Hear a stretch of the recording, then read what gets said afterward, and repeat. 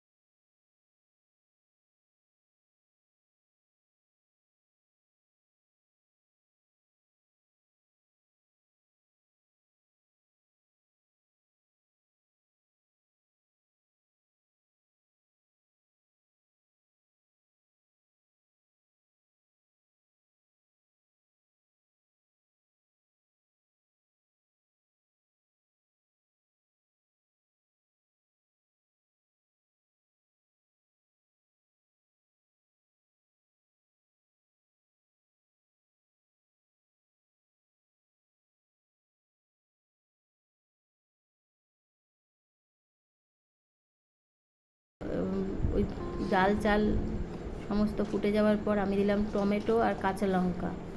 Tomato কাঁচা লঙ্কা দেওয়ার পরেও এটাকে কিছুক্ষণ ফুটিয়ে নিয়েছি। এবার ঢেকে দিলাম আরেকটু সেদ্ধ হওয়ার জন্য। ঢাকনা খুলে দেখলাম মোটামুটি সেদ্ধ হয়ে গেছে। এবার আমি অ্যাড করছি কুমড়ো আর ফুলকপিটা।